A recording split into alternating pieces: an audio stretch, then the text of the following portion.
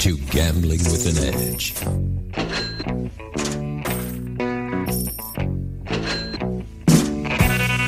now, here are Bob and Richard. Good afternoon. Welcome to Gambling with an Edge. My name is Bob Dancer. And I'm Richard Munchkin. Our guest today is a player who plays all over the world and goes by the handle Vagabond. Vagabond, welcome to Gambling with an Edge. Thank you very much. I'm glad to be here. First off, let's get started with how did you get started in the AP world and how long ago was this? Well, around 20 years ago, I discovered a video poker game. It was a Deuces Wild game. I was traveling through Finland and I think it was at some random coffee shop and was interested in the game and later caught my attention. And it really bothered me that I didn't know the correct strategy to certain plays. So. Did you know enough to know it was a good pay schedule? It definitely was not a good pay schedule, but it was, for me, it was a fun game, especially, high variance of Deuces Wild. But I always wanted to know how to play it correctly. So that kind of led me down into the AP world, even though I had no idea it had any name. So what did you do? Just Google video poker or strategy or did you run your own, build your own program? Oh, no. I think I went on Amazon, and one of the first books I read was Gene Scott's The Frugal Gambler. So, and which got into comp hustling, which is another thing down the road that I first started doing. And, I think it was just the Amazon ebook is probably the bestseller, one in the top of the list. And so that's how I got started. All right. So and how did you switch from there into blackjack? That's an interesting story. I had known about card counting, but for a while I was a little, honest. It's kind of hard to say this, but I was a little scared to join the table because the human element. You had to, not only learn how to play the game, but also get away with it in front of the dealer and the pit boss and supervisor and all the heat and how to deal with the table. So it was quite a while before I got into table games, but I'm so glad that I did. Were you, now you don't seem particularly shy, but you've been doing this for a while. Would you describe yourself in general as shy? Yeah, I'm definitely an introvert. I've had to overcome a lot of fear, a lot of shyness. Now a lot of my enjoyment of the game, since blackjack is kind of boring to play, a lot of enjoyment I get is actually the interaction with the dealers and, chatting with them and getting them to reveal dirty secrets about their bosses, talking, they love to talk bad about, who's cheating on who and all the, dirty inside secrets. And so I'm always taking mental note of that. And, who's sharp, who's weak, who's new, who used to be a floor cleaner and, is just working there because they had the badge. Well, also, for me anyway, you travel extensively all over the world. And for me, when I'm in another country, the interesting part is not going to see the Eiffel Tower. It's just talking to the people who live there and how they live and what it's like to live there. And oh, yeah. So, yeah, if you're talking to the dealers in some, out of the way country, to me, that would be the most interesting part. Right. For me, that's... Yeah, I've gotten a lot out of that taking cruise ships because a lot of the dealers are from other countries. And so I've talked to, dealers from Senegal, and then I'm learning about Senegal. And of course, I'm asking what are the limits? And, do you have early surrender? What's going on in Senegal? And, they all have experience from back in their home country. So it's interesting from cultural perspective, and you learn some language and, just learning a few words, and they're pretty happy. But also valuable scouting without having to fly all the way to Senegal. Oh, definitely. But if you're asking those questions, that does not alert them that you are somebody to watch closely? Well, I think it's all in how you phrase the question, how you lead the conversation. So if there's a bit from my past, I've spent a year as an interrogation analyst in Afghanistan. So I wasn't the interrogator, but I definitely phrased the question. So you would tell the interrogator what to ask? Right. There's the questions that we wanted answered. And I went to training with some of them, and learned how to pose certain questions so the conversation would later develop into gaining pieces of intel that I can get from the dealer without really alerting them that I posed the question. They just started, talking a bit too much about, the casino and the conditions and. How did you learn that? How did you learn that? It's just something I learned. I was, this is probably getting ahead of myself, but something I learned through, extra training with, the U.S. Army and DIA, some other agencies. So, would you suggest working for the government and the intelligence thing is a good training for AP work? Well, I think it doesn't hurt. I spent 9 years in the U.S. Air Force.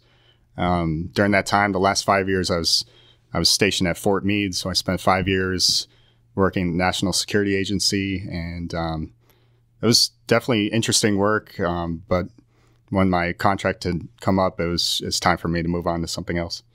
Now, so you mentioned working for the NSA. Does that aid you in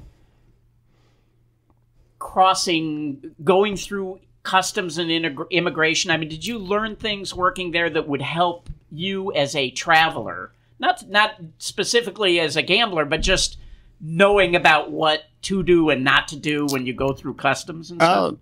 I think generally, since I used to work for the government, I kind of see how customs would act and, what they're doing when they're, asking non-threatening questions. They're just probing to see how you respond. If you're comfortable with your answer, if they just ask me flat up, why are you declaring so much cash? I say I'm a gambler, and when their first question is, oh, what do you play? Or they assume, oh, poker, and I say, well, not exactly. And so they're, they have a job to do, and I understand where they're coming from, but it's still not an enjoyable experience. All right. So how did Don Johnson help you when you were doing this? Oh, it's very funny. Not directly, of course, is right around the time, I think it was 2014, I was leaving the agency, and all my coworkers, they were wondering, what are you going to do after this? The employment situation's not that good. Why are you leaving such a good job? Are you going to go into government contracting? And I just got so tired of their questions and letting them know what I'm doing. Right around that same time, John Johnson was in the news, and there was an article about his big win in Atlantic City where he had won $15 million or something.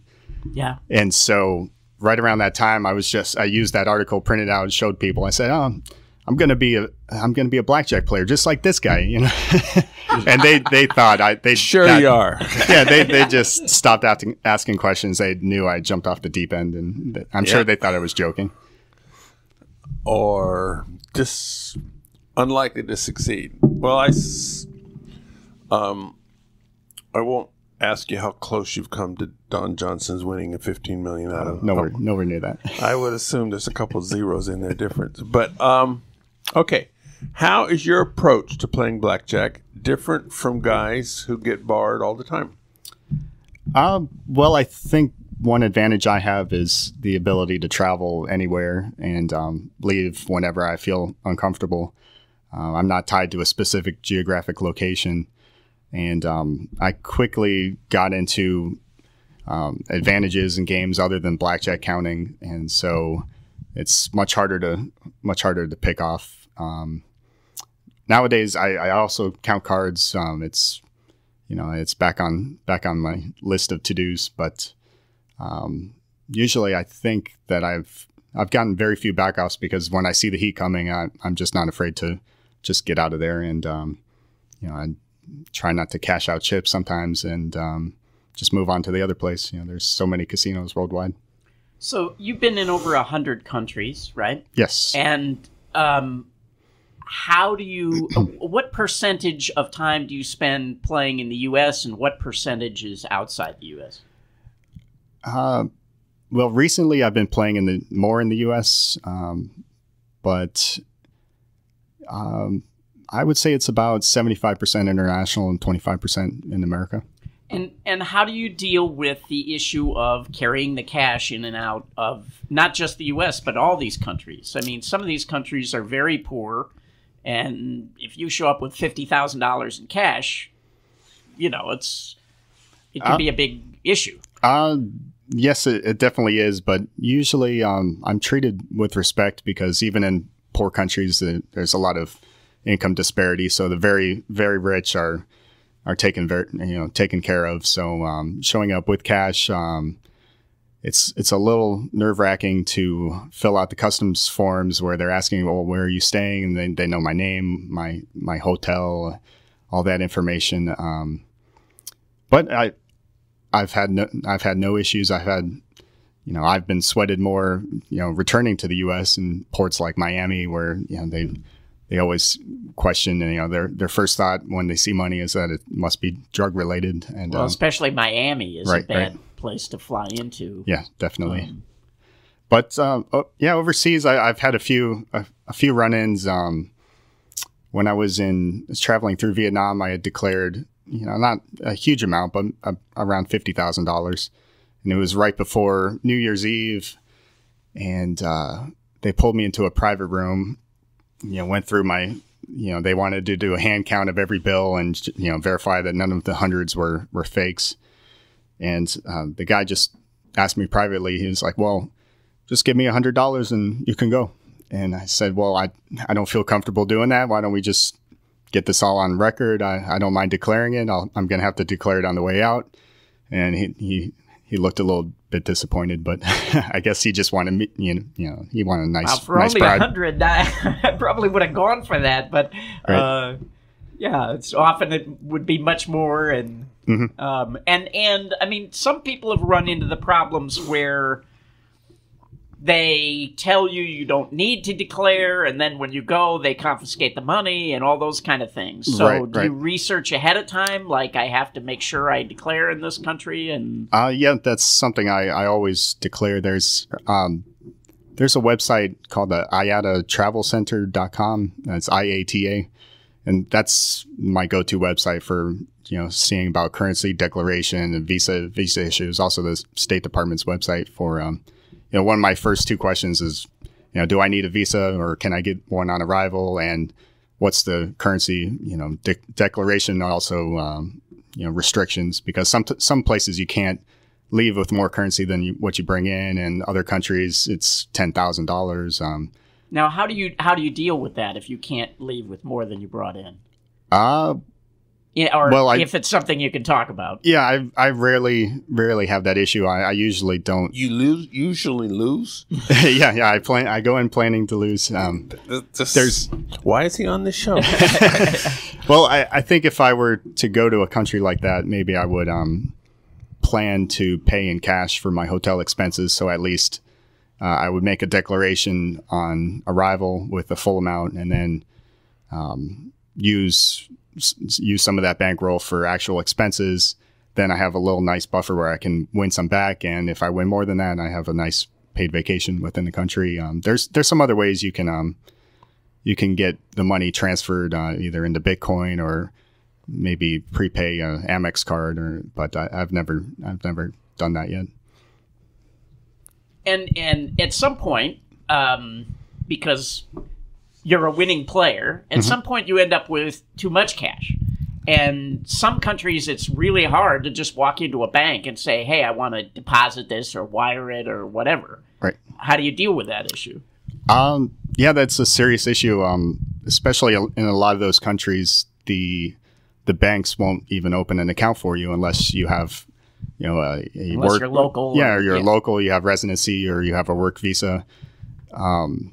In those countries, it's happened a couple times. Once I was traveling through Colombia, and I'll never do this again, but I did have to smuggle more than the $10,000 just because I was there on a one-night layover, and in the 4 hours I was playing, I got very lucky on the low-limit games, relatively low-limit games there, and won $6,000, which put me just right over the limit.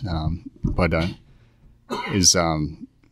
I packed my bag cleverly, so they discovered a big wad of Trinidadian dollars I also had in there, which, the customs were easy, they quickly recognized that, but they missed the pack of hundreds I was hiding in a different pouch. But did you convince them did they know how much the Trinidad dollars were worth? That was their first question, and I just laughed it off, and I said, "Oh, it's worthless." and really, the largest bill in Trinidad, I think 100 Trinidadian dollars is 20. And so it's not far from the truth, but I wasn't going to tell them, oh, well, that's 6,000 US and this is, Have you ever been stuck with worthless currency because you couldn't get it out of the country? Yes. I was returning from a flight through a small airport in Argentina. And in this town, I had expected, the airport's got to have a currency counter or a bank or something where I can exchange the Argentine pesos. And sure enough, they had a bank, but it was closed even Monday at 2 p.m. So I think it was permanently closed, and it wasn't a holiday or anything. So I had to fly out of the country with these Argentine pesos. I had not returned back, and they devalued this last year, and so I've lost about $3,000 in value. But I still have them, and it's just worth. They make good wallpaper, I understand. Yeah, it's worth just enough to maybe recover my flight expense if I were to fly out there and immediately convert it back. But it's such a hassle. And do you, as sort of basic strategy, do you just, when you land in a new country, do you just get a SIM card so that you have local phone service, or how do you deal with that? Yeah, that was actually one of the first things that I was doing for a long time. Was that I was collecting SIM cards and swap them in and out, so I'd have, especially data service, because that's most important to me. I don't need to make phone calls. My family's family's not calling me, but definitely the data and the mapping service and being able to, figure out how to get to my hotel, or my Airbnb, how to get to the casinos. And since just recently, I've been using Google Fi, which has an international service. It's not available in every country, but it's I think about 120 countries. And so I have an American number, and it's prepaid service. It's I think the flat rate of $30 a month, but it's $10 per gigabyte and international data. So it's very good. Anything happened to you in Cambodia? Oh, many things. I've scouted almost all of Cambodia. I think there's a couple casinos I haven't been to. How many casinos in Cambodia? Oh, there's a lot, right? There's 20 or 30, but they're all dotted on the borders, with Thailand and Vietnam. I think this particular instance, I was playing at a game with a friend of mine, and it was a 8-deck shoe with 3-deck pen. The limits were $50 to 3 hands at $500. And so we went in there, we were tracking the shuffle because, for counting, it's a horrible game. But this was interesting because they would deal the 8 decks and then put the 8 decks aside on the side of the table under a glass case while they dealt another 8 decks. So we had to track both shoes. But Lady Luck in Las Vegas used to do that for years and years and years. So yeah, you have to alternate shoes. Very, very tiring, but at least I wasn't there. I had a partner. So you tracked the blue one and he tracked the red one? Well, we both tracked both of them. There's probably a better way we could have done it, but it was great. After 3 days, definitely we had luck on our side. We were up around $25,000. And then on the 4th day, they decided to try to half shoe me, and I threw a fit just because that extra deck was very, very important to me. And so the manager, after 15 minutes, decided, okay, we'll go back to 3-deck pen, but and they had a surprise for us. So they brought out 2 more shoes, and they, instead of leaving the unused shoe on the table, they returned it to the middle of the pit. And I asked my friend, and we were communicating in Spanish because they have microphones at the tables, and they spoke English, so I didn't want them to understand. Microphones at the tables? Yeah, two microphones, very, very shocking. And So I'm chatting with them, and I said, "Hey, make sure that they bring them out in the same order." So, and sure enough, they rotated them like a shoe train. So it's the same. And since they decided to do that, I went through every single trick I could think of to record the the best slugs of each of the 4 shoes. And by the end of the trip, I think we were up $37,000. And then on the very last day, they half shoot us again. I knew there was no fighting it, and just as luck would happen, after 2 decks in, the count started rising. So we just max bet it all the way through the end of the shoe. We won another 3 and then left. So it was a lot of fun. You list in here your favorite countries to go to and your least favorite countries to go to. What would they be? Well, I'd say my favorites probably Mexico, Thailand, Vanuatu. People in Vanuatu are amazing, and it's so remote. It's such a great place. I can't place it on a map. Where is Vanuatu? It's just Pacific. South Pacific near Fiji. Fiji's nice too. It's just more of a tourist trap, very expensive. Vanuatu is much cheaper and has better deals. And the tourists are very cool Australians. And there are casinos in Vanuatu? Yes, there are. And I'm surprised that Mexico is high on your list. And why is that? It's great food. The beaches are wonderful. It's got a bad rap recently for all the violence, but I've learned that as long as you're not involved with the industry, that's like the drug industry, you have nothing to worry about. And now, one of the things about Mexico is there are both legal and illegal casinos. And do you play them both, or do you stick to just the legal ones? Or it's really hard to determine which ones are legal, which are legal, which are illegal. I know there's a mandatory government tax that all the casinos are supposed to pay, and I've tended to notice that the few that don't charge a tax seem to have irregular shoes. So like you'd be counting, and every shoe ends at +8 true, and it just doesn't smell right. So you would think that they could afford to not be the cheating ones, right? The guys who have to pay the tax would be the ones cheating. Right. But now is maybe I'm confusing it with somewhere else, but isn't there a tax on winning for the players there? Yes. It's just the winnings. It's right around 7. Some places are as high as 9% tax.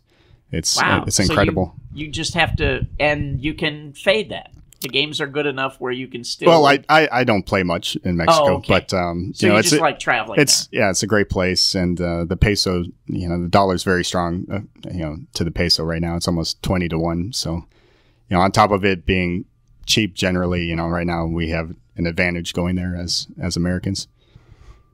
But for least favorite countries, definitely Afghanistan in wartime, although in peacetime, I would love to go back. It may take a few years. Kuwait, I'm not too fond of Kuwait. It was way too hot. Trinidad, I would say, they do have casinos, and I did make some money there, but I couldn't find any good restaurants, and not a big fan of, fried chicken or Indian food. So it's very difficult for me to survive down there. And have you been to Senegal? And how was that? No. Oh, okay. It was just an sample. Yeah, it's a sample. I've seen a good flight out there from Ireland to Senegal for €270. So I was considering it, but it's kind of. How many African countries have you been to? I've been to about 6.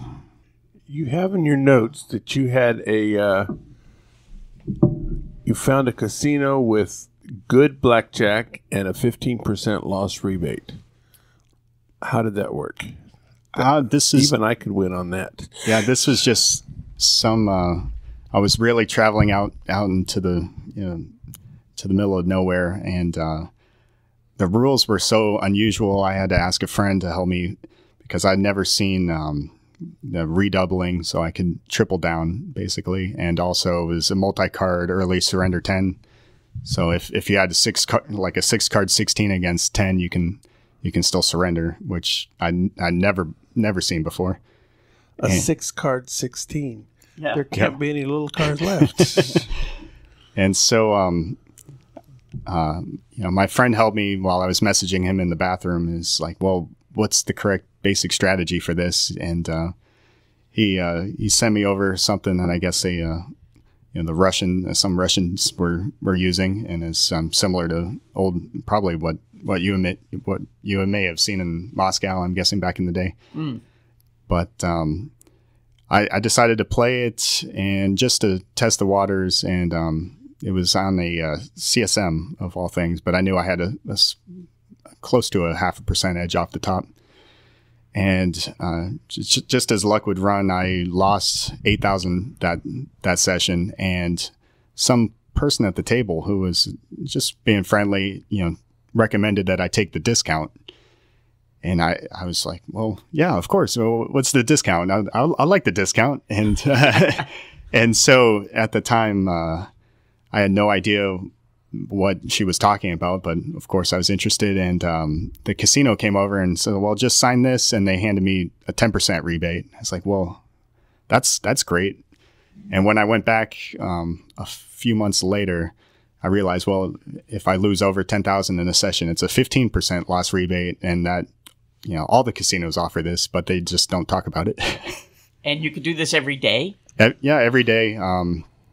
In one day, I lost. I hit my stop loss in 12 minutes, and they seemed thrilled. So it was they just were happy that I lost. They didn't really care how long I played, and I was thrilled too, because I could just quickly hit the pool, and I did my damage for the day, collected my 15%, and just kept hitting the tables. How long did that last? Well, I was out there for 3 weeks, and the first week I took a beating.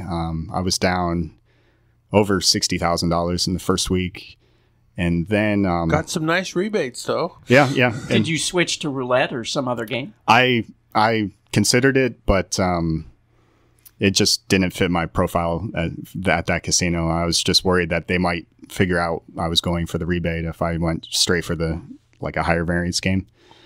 And it was great. It was fun. I was getting a private table, treated like royalty, just flat betting 3 by 500.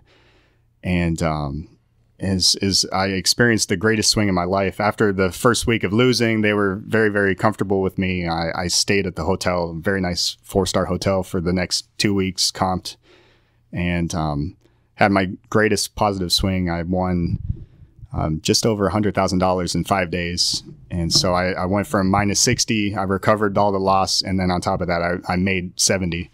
And then, yeah, they backed me off that table with the special rules, and I can still play blackjack there, just not with the redoubles, and they figured I'm too good for that game. Did you try going back and saying, you know what, I won't play blackjack? Yep, How about roulette? I do plan to go back there. Yeah. And, so it's still there. Yep. There you it's go, still everybody. available. All you need to do is travel to 100 countries and find this game. So. All right. Since a nameless game seems like a good place to take a break and go for commercials, a nameless country. Wait, before we do that, I just want to say that is the real benefit of traveling, is most of the time you're going to find games that aren't that great and limits that are very small. But every once in a while, you are just going to walk into a gold mine. And, that's part of why traveling is a really good strategy. So. Oh, wait. When you're on your private table, there's no way. I mean, they can keep a good count of what your true score is, and chips in the pocket won't really help you. And they'll just. But on tables with a lot of other people, especially other big bettors, do you still get the rebate even if chips happen to disappear, or is that a strategy you use? You probably could, but the amount of action that they get, it's rare. They definitely account for every black chip. You might be able to hide a few greens, but for the speed and definitely with the edge off the top, I was just rather play a private game without all the smoke in my face and all the other distractions. And, all the other players, they would comment on my unusual playing style, even though it was technically correct. So I'd rather avoid that altogether. But So it's just different than the way they played. yes, very different. And they didn't learn from you. They just said, you're weird and we shouldn't. He's just weird and lucky. Right. And lost 60,000 in a week. Can't be that good. Okay. The South Point has more than 10,000 games, returning more than 99%. This is more than anyone else has.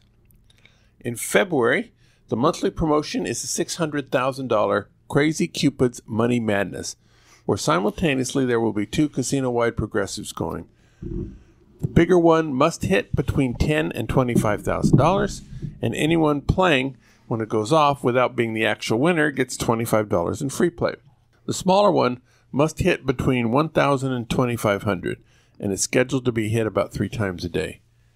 Any machine, anytime, so long as your player's card is inserted and you've played at least $1 in the previous 60 seconds. The next video poker class is going to be Advanced NSU. NSU is a deuces wild game, returning 99.73. It is easy in its basics, but there are a lot of exceptions. So the class covers what those exceptions are. In some sense, it's an applied logic class. And so you're going to be learning about flush penalties and straight penalties and power of the pack and multiple penalties and penalties going both ways on both sides of the hand. And for not bright people, it's an extremely difficult class. Some people will be leaving before it is over. By the end of the class, it should be pretty small. If you're interested in squeezing every last penny out of the casino, this is a good class to go to. It's also a good introduction to the concept of penalty cards, and once you learn it, you can apply those concepts to other games as well. At videopoker.com, it's the best place to play lots of games. If you sign up for the gold membership, $8.95 a month or $79.95 a year, this allows you to get correction on most of the games. I was at a party yesterday when somebody was asking about on super times pay, super triple play jackpot, I think it was, where you get a wheel spin on top of super times pay, and wanted to know what the wheel spin was worth. If you go to videopoker.com and you're a gold member, they will give you the returns for various pay schedules. From those pay schedules, you can reverse engineer to find out how much the wheel is worth. If the Wizard of Odds or I have written an article about it, that would be easier, but we don't write articles about every game, and so you can get the information just by being a gold member. It's very useful. All right, we're going back to Madagascar. Anything ever happen in Madagascar? Yes, I found a really cheap flight out there. I was traveling with my wife at the time too, and she thought it was an interesting place to go. It was we arrived there right in between the Ebola and the Black Plague outbreaks, which seemed like a good time to go. Well, you didn't know the Black Plague was coming. No, I had no idea about that. But went there and was bringing my bankroll with me after a few other plays, and had to declare $70,000 in this customs office that was not protected at all. Like anybody could have come in there and stole anything they wanted to, and there's just a hard copy book that I had to write all my particulars in, my name, everything, how much cash I had. I was very, very nervous about that. And I went down to check into, I stayed at both of the 5-star hotels knowing that they had casinos, which turned out they were independent casinos, and was quite disappointed. The max I could find there was, I think it was $34 max. So I brought this big bankroll expecting to find possibly something juicy, and the game itself was great, but the limits were so absurdly small that, I mean, I still played it, and You can make $4 an hour. Well, I got lucky off the top, and I took my winnings, and I quickly cashed out just to cover the hotel expenses. But it's an interesting place. I'd like to go back, but But we're going to wait until the limits go up to $56 before you do. Yeah, there was they were very firm on the limits. Surprisingly enough, that blackjack game was trackable as well, and the French managers they didn't seem to know how to countermeasure me, so they increased the pen and they changed the shuffle a little bit. But if you're eyeballing it, you can quickly see where the good slugs were. I ran into that a lot, where as soon as you start winning, they just change the way they shuffle the cards. Not because they know what you're doing, Right. I mean, they're just superstitious. So maybe this will help. Right, you know, right. And, Yep. or they change the decks entirely. Now, in a lot of countries, they're just afraid of Americans, white Americans, Oh, yeah, who bet a definitely. lot of money at blackjack. Yep. And how do you deal with that? There's only so much you can do being a white American. In a lot of places, you have to show your passport at the entrance, so there's no hiding the fact that, you know, even if you keep your mouth shut, they still know you're American. A lot of it's table image. You try to imitate like the Chinese guy next to you. Sometimes my bet spreads will be just wild. I'll go from 7 hands of 500 to 1 hand of 50, and it just seems normal, I guess. And so just something that's very atypical for them. So if they've seen counters before, which doesn't probably happen too often, but you're not following the same cookie cutter, you know, you're not going chipping up, you know, like a counter would. You mentioned in the previous story that you were traveling with your wife or ex-wife or whatever it was. Yep. Did you normally travel with her, or leaving a wife at home when you go, oh yeah, I'm going to 17 countries, I'll be back in 3 or 4 months, doesn't sound like the prescription for a happy marriage. I don't know. Well, I've been married more than 10 years. I'm very, very lucky. My wife's so understanding.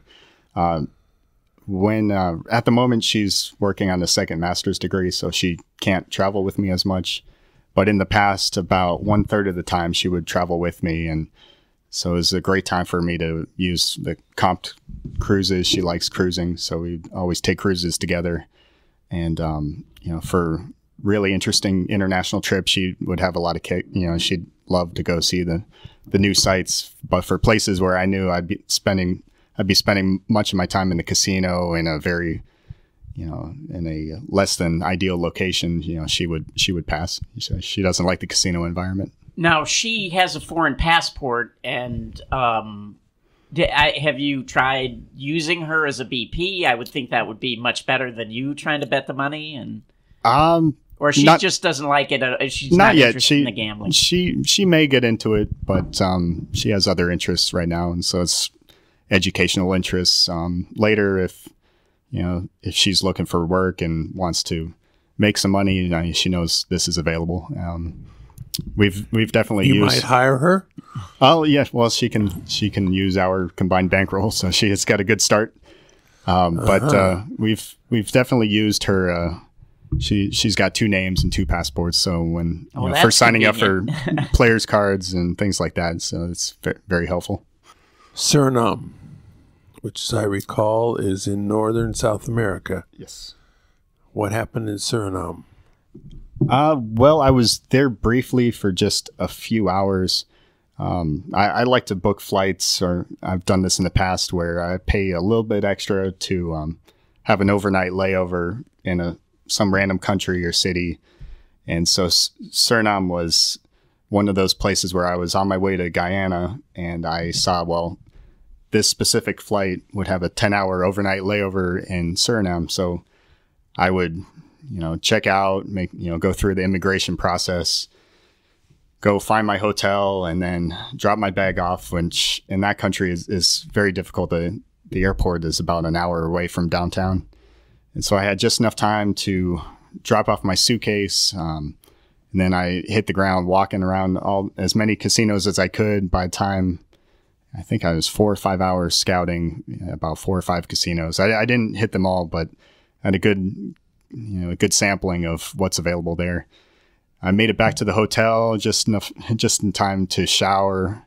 I was so sick because I was, from traveling. I'm exhausted, and then sure enough, I had to get right back on a taxi to go straight to the airport. So no sleep, but I had the hotel just for a quick shower and a place to store my suitcase while I went scouting. So it wasn't worth staying. No, and I haven't been back. Although you never know. There's probably stuff there, but it just seemed like poker was maybe your best bet in Suriname. Dominican Republic. Similar situation. I haven't stayed there for a long time. It was just an overnight layover. I decided to treat myself and stayed in a pretty nice hotel. And they had a bottle of champagne they brought to the room, which was surprising. So I checked in, then went scouting, and went only to a couple of casinos. Went back to the room and saw that I had only 2 hours of sleep. So I drank as much of the champagne as I could and just took a quick 2-hour nap. And the same driver that had picked me up from the airport, I asked him to please pick me up in the morning because I don't want to miss my flight. And it's just very, very rough layover, but in luxurious conditions, a nice hotel, nice service, but I couldn't really enjoy it. And have you not gone back? I know a lot of people were playing down in the Dominican Republic in the last 10 years or so. I haven't. There's probably stuff there, but I've heard a few things about cheating, so just be mindful of that. Oh, actually, that's something we should maybe talk about, is places where the rumors of cheating abound, just for people to avoid or to be very careful of. Well, I am certain I've been cheated in Mexico City at a very small casino. There's parts of Cambodia which are notorious for cheating. It's obvious, they just deal from short shoes, and it's every single count is astronomically high. My experience is that they're really bad at cheating. The places that cheat, yeah. They definitely, they're looking for like a 5% house edge or something. So they remove practically all the aces. I think it's very unusual. I've also seen on YouTube a video of, I know this was in Cambodia because the dealers were speaking in Khmer. They were dealing seconds from a baccarat shoe.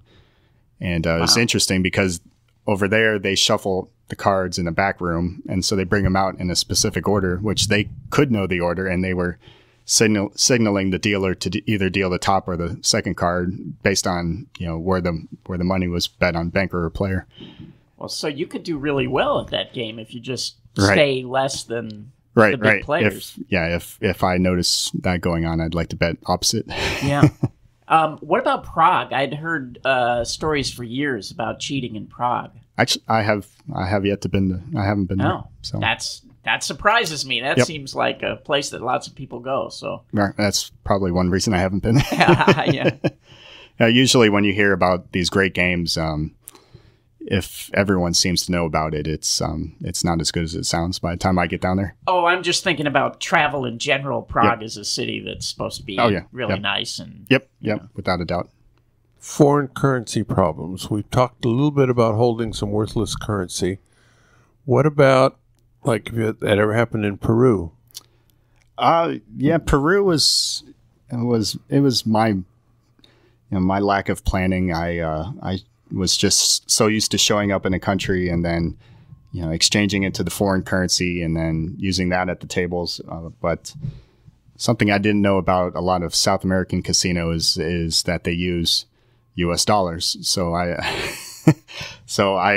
went to Peru and exchanged, I think, 8,000 U.S. into their soles, or their local currency, which is not the currency you need for the tables in the casinos. So you changed it back, and now it's worth 7,000. Yeah. I had to eat the fee, and it was both ways.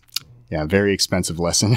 It's something, learning how to exchange just enough for your immediate needs, and also with frequent travel, it's tough because you have to, exchange a lot of money, and it's hard to make a living like that when you're paying the foreign currency counters.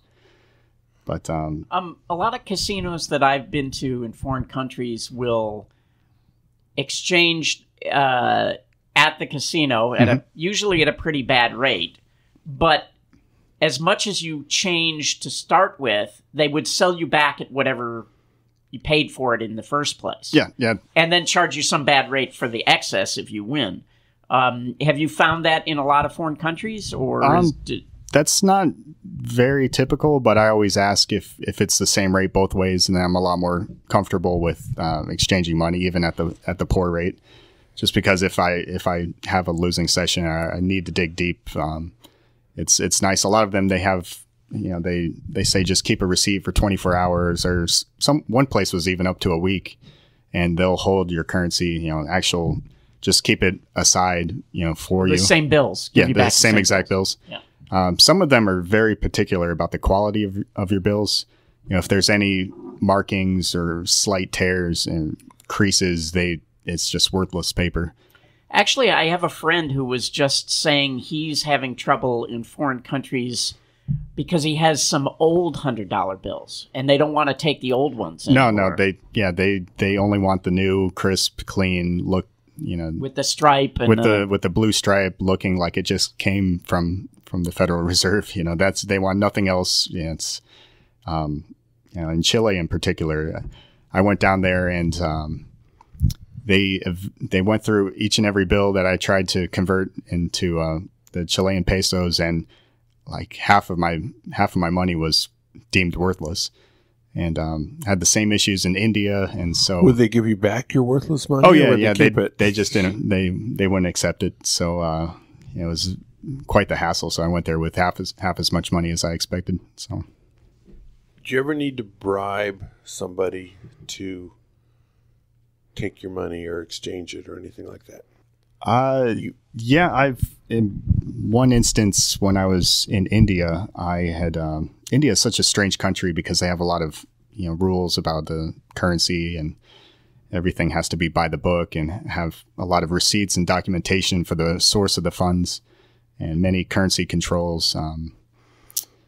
I had a winning session. I was playing in the casino boats in Goa, and had some money to exchange, and I expected, it should be just like everywhere else in the world.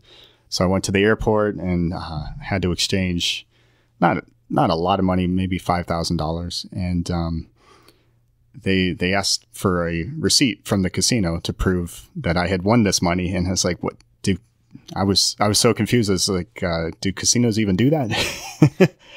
And so of course in India there's a way around everything, and the manager there was like, well, here's a manila bag, put your money in here and hand it to me away from the cameras, and I'll get it exchanged, but at a different rate than what's posted. So I did get the money converted back into dollars, because this is really important, because you can't leave the country with the Indian rupees. That's illegal.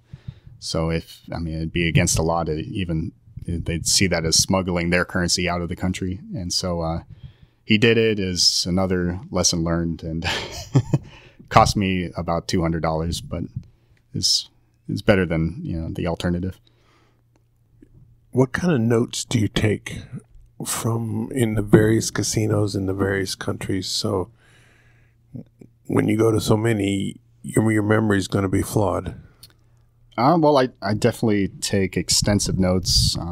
I take pride in that. I try to look at every single game, recently every single machine, table, dealer, even what cards they're using, who's the manufacturer, shuffling procedures, everything I can record, and it's definitely helped me find advantages down the road as my games have progressed. As I've learned more and more advantages, I reference my notes, and it's like, well, where have I seen that game, and at what limits were they, and what were the specific dealing procedures, and it helps a lot. It's you have to look at every single thing and try to take notes surreptitiously, either in the bathroom or away from the camera, so they don't know you're actually studying their casino. And I have to say, I've seen your notes, and they are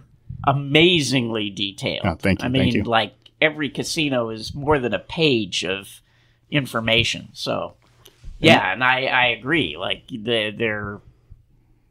it's most people just don't want to spend the time to do that, but it can really pay off down the road. Yeah, and also for networking too, because I've made a lot of friends, and they'd be curious about certain games, and wherever I can help them, say like if I have, if I don't know exactly how to beat a game, but I know it exists somewhere else, I'm very nice to share information. I'm kind of work as an information broker. I'm trading information on these games with key select people.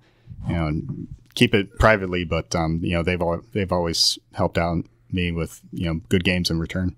Yeah, I think that kind of networking is invaluable. And the other thing that is really invaluable is having people like that in other countries, because it can be so helpful to have somebody who lives wherever, that you can say, hey, I have a bunch of currency. Can you change it for me? Or, it just helps a lot to have contacts, at least in every continent, if not, the specific country you're going to.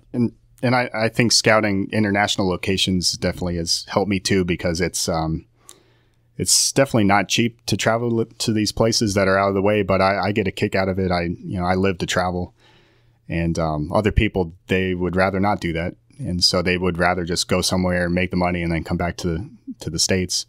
So it's worked well for me. I really enjoy it, although I try to keep the best stuff to myself. So we have some in the United States. You can be in the Griffin or OSN or some of the others. Do they have those organizations in most of foreign countries? Well, there's a few countries where Biometrica and OSN do operate. And Griffin still. And Griffin. They still have old Griffin books or, Griffin subscriptions. But everybody in that book is 15 years older now. At least. I think I haven't heard of any, real databases. I know casinos communicate with their neighbors. I think it's mostly corporate wide. So if you have an issue with a certain company, especially if you have to play rated, you're probably done with the whole chain. And Europe especially is like that. If say if you were playing at a hit casino and then you get backed off, you're done with all the hit casinos countrywide, or even expanding through many countries. You're just that company won't forget. And even in India, I eventually got backed off of the boat, and they had three casino boats there, and they just they won't let me on anymore. But they're very, very friendly with the back off, so it's no issue at all. Is your experience that back-offs in foreign countries are much nicer than the U.S.? Oh, much, much nicer. I haven't been backed off too frequently overseas. I think maybe 10 times in total, and 2 were overseas. But they were so polite, and they apologetic even. Yeah. It's like they didn't really know for sure what I was doing in most cases, but they wanted to stop losing money. So I think they just really don't want to have that conversation. But in the States, they look at you more like you're a cheater, and they're so annoyed by APs at many casinos that they tend to lose their mind. Yeah, my nicest sparring ever was in Korea, where it was a whole ceremony. They invited me into the office, and we had to drink tea, and we sat around for a number of minutes, just like chit-chatting, and then at the end, I'm very sorry, but you cannot play anymore. It's like a closing ceremony. Did you expect this was coming? I knew when they invited me for tea that, it was over. All right. We've been talking to Vagabond. Lots of interesting stories. Unfortunately, we've run out of time. Thank you very much, Vagabond, for your insight into playing overseas. Thank you, Richard. Go out and hit lots of royal flushes, everybody. Good day.